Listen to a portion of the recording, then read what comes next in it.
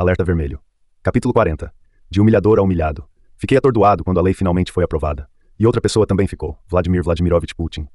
Nos últimos anos, Putin permanecera quieto no Kremlin, acreditando que não importa o que o Congresso fizesse, o presidente Obama se oporia à lei Magnitsky.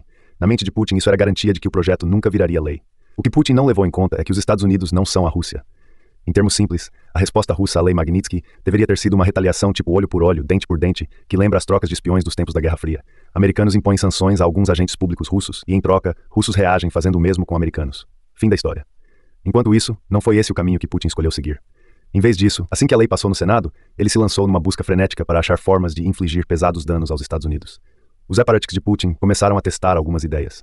A primeira foi uma proposta de resolução parlamentar de confiscar 3,5 bilhões de dólares de ativos do Citigroup na Rússia. Certamente seria uma retaliação dura, mas era uma ideia ridícula. Alguém deve ter lembrado que, se a Rússia confiscasse os ativos do Citigroup na Rússia, os americanos tomariam os ativos russos nos Estados Unidos.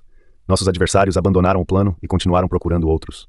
A ideia seguinte foi um bloqueio da Northern Distribution Network, a rota usada pelos americanos para transportar equipamentos militares para o Afeganistão, passando por dentro do território russo. Os Estados Unidos só tinham dois caminhos para levar suprimentos ao Afeganistão, pela Rússia ou pelo Paquistão, e Putin sabia perfeitamente quão valiosa era essa rota. O problema com essa ideia é que se a Rússia a colocasse em prática, as autoridades no Pentágono procurariam no mapa um lugar no planeta onde poderiam jogar todo o peso do seu poderio para prejudicar os interesses russos. O ponto óbvio teria sido a Síria. O governo Putin havia investido muito para fortalecer o ditador sírio Bashar al-Assad, e Putin não faria nada que colocasse em risco esse investimento. Então essa ideia também foi enterrada. Putin precisava inventar alguma coisa que machucasse os Estados Unidos, mas não envolvesse dinheiro ou ações militares. A ideia surgiu em 11 de dezembro de 2012, quando eu estava em Toronto, para defender a promulgação de uma versão canadense da Lei Magnitsky. Naquela noite eu estava dando uma palestra para formuladores de políticas e jornalistas canadenses. Quando a sessão foi aberta para perguntas, uma jovem jornalista se levantou e perguntou: "Hoje, membros da Duma, a Câmara Baixa do Parlamento Russo, anunciaram que estão propondo uma lei que proibiria permanentemente a adoção de crianças russas por famílias americanas. Qual é a sua opinião sobre isso, Sr. Browder?" Era a primeira vez que eu ouvia falar naquilo. Tive dificuldade para processar as informações, mas depois de refletir um pouco, respondi: "Trazer crianças órfãs russas para esse caso é uma das coisas mais abomináveis que Putin poderia fazer. Essa estratégia afetou meu psicológico. Até aquele momento, minha luta contra os russos não tinha nuances.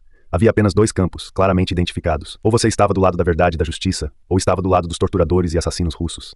Mas agora, com esse desdobramento, estar do lado da justiça e da verdade poderia prejudicar órfãos russos. A proibição de Putin era relevante, porque ao longo da década anterior, mais de 60 mil crianças órfãs russas tinham sido adotadas por famílias americanas. Nos últimos anos, a Rússia limitara a maioria das adoções por americanos a crianças doentes, soropositivas, com síndrome de Down, com espinha bífida, entre vários outros problemas. Parte dessas crianças não sobreviveria sem os cuidados médicos que receberia de suas novas famílias americanas.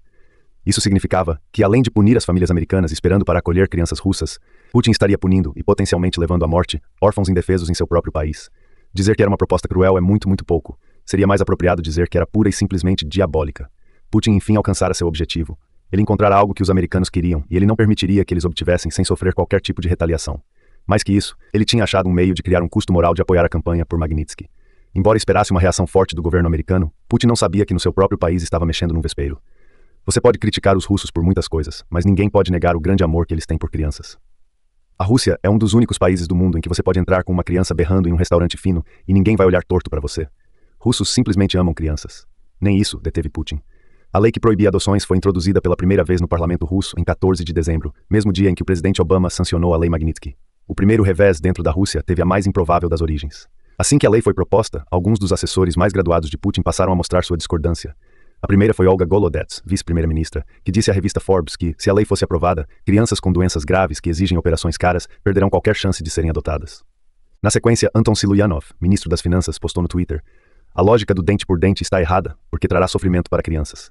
Até mesmo Sergei Lavrov, ministro das Relações Exteriores da Rússia, responsável por algumas das ações mais odiosas de Putin ao redor do globo, se posicionou: "Isso não está certo e tenho certeza de que a Duma tomará uma decisão equilibrada." Como Putin comandava o país com rédea curta, essa inédita mostra de discordância me fez pensar que talvez ele próprio não estivesse por trás da proibição das adoções. Eu torcia e orava para que isso fosse verdade e para que a serenidade prevalecesse. Crianças indefesas não poderiam ser arrastadas para essa briga.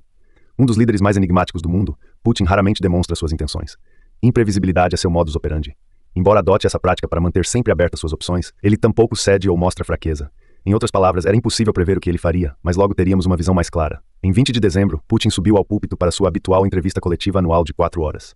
Superproduzido, o evento tinha como cenário um painel com imagens em movimento atrás de Putin e um aparato complexo de iluminação. Muitas das perguntas eram inócuas, feitas por jornalistas financiados pelo governo ou autocensurados. Raramente acontecia alguma coisa inesperada nesses eventos, mas eu sabia que pela primeira vez Putin teria que mostrar suas cartas na questão da proibição das adoções. Acompanhei a transmissão ao vivo no escritório. Vadim e Ivan estavam comigo para ver o que Putin tinha a dizer e fazer a tradução. A primeira pergunta foi feita por Ksenia Sokolova, jornalista de uma revista de frivolidades chamada Snob. Em resposta à lei Magnitsky aprovada pelos Estados Unidos, a Duma implantou medidas contra a adoção de órfãos russos por cidadãos americanos. Não o perturba que órfãos pobres e indefesos sejam transformados em moeda de troca nesse embate político? Putin se contorceu atrás da sua imensa escrivaninha e se esquivou o melhor que pôde.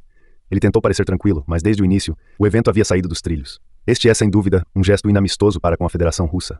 Pesquisas de opinião mostram que a ampla maioria dos russos é contrária à adoção de crianças russas por estrangeiros. Ele então se dedicou a uma longa ladainha sobre Guantánamo, Abu Ghraib e prisões secretas da CIA, como se os erros dos Estados Unidos de alguma forma tornassem aceitáveis as ações execráveis da própria Rússia. Nas primeiras 3 horas de entrevista coletiva, 6 das 50 perguntas feitas a Putin foram sobre Sergei Magnitsky e a questão dos órfãos russos. O presidente estava visivelmente irritado. Finalmente, perto do final do evento, Sergei Loiko, do Los Angeles Times, se levantou e disse: "Volto ao assunto Sergei Magnitsky, porque o senhor falou sobre isso. A Rússia já teve 3 anos para dar uma explicação. O que aconteceu? E os 230 milhões de dólares, roubados e repassados para policiais? Esse dinheiro poderia ter sido usado para construir orfanatos." O auditório rompeu em aplausos. Putin ficou atônito. "Por que vocês todos estão aplaudindo?" objetou. Ele nunca passara por nada parecido. A imprensa abertamente revoltada. Todo mundo pensava essas coisas, mas ninguém jamais as dissera em voz alta. Putin finalmente perdeu o controle. Magnitsky não morreu vítima de tortura. Ele não foi torturado. Ele morreu de ataque cardíaco. Além disso, ele não era nenhum ativista pelos direitos humanos. Era advogado do Sr. Browder, que segundo nossos órgãos de segurança é suspeito de crimes contra a ordem econômica na Rússia. Meu coração parou de bater alguns segundos. Eu sabia que, no instante em que meu nome foi pronunciado pelos lábios finos de Putin, minha vida tinha mudado para sempre. No passado, ele se recusara terminantemente a mencionar meu nome. Por 2 vezes ele fora questionado por repórteres e sempre se referia a mim como aquele homem. Nunca dera aos inimigos a honra de chamá-los pelo nome, mas agora, isso tinha mudado. Ouvir Putin falar meu nome foi assustador e me preparei para enfrentar o pior. No dia seguinte, a legislação proibindo adoções foi a voto na Duma, e apesar do desejo de Lavrov de uma decisão equilibrada, 420 parlamentares votaram a favor e apenas 7 contra. Uma semana mais tarde, no dia 28 de dezembro, Vladimir Putin a sancionou e a proposta virou lei. Nos Estados Unidos, foram necessários 2 anos e meio até que a lei Magnitsky fosse finalmente promulgada. Na Rússia, a lei anti-Magnitsky precisou de apenas 2 semanas e meia. O efeito colateral indesejado imediato da nova lei foi de partir o coração. 300 órfãos russos que já haviam conhecido suas futuras famílias americanas nunca veriam os quartos preparados para eles do outro lado do mundo. Retratos dessas crianças e suas histórias correram o mundo nos mais diversos veículos da mídia internacional.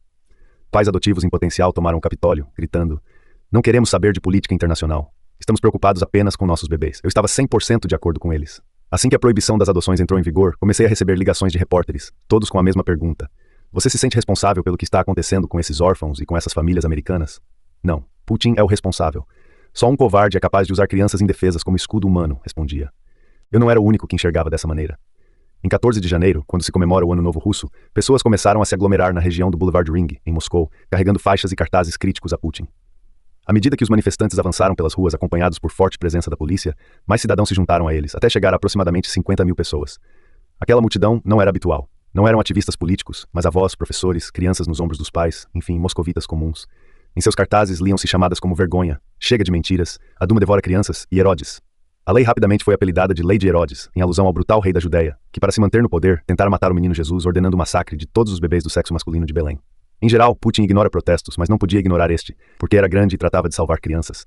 O governo não podia revogar a lei, mas depois da marcha contra os canalhas, anunciou que investiria milhões em um sistema de orfanatos administrados pelo governo. Eu tinha certeza de que esse dinheiro jamais chegaria aos destinatários previstos, mas a medida mostrou que Putin estava realmente abalado. O episódio custou a Putin algo que ele estimava muito mais do que dinheiro. Custou-lhe a aura de invencibilidade. Humilhação é sua moeda, ele a usa para conseguir o que quer e para colocar as pessoas em seus lugares. Pela sua lógica, ele só se considera vencedor depois que seu adversário fracassa, e não se sente feliz se o adversário não está no fundo do poço. No mundo de Putin, quem humilha não pode, em hipótese alguma, se tornar humilhado. No entanto, foi exatamente isso que aconteceu na esteira da proibição das adoções.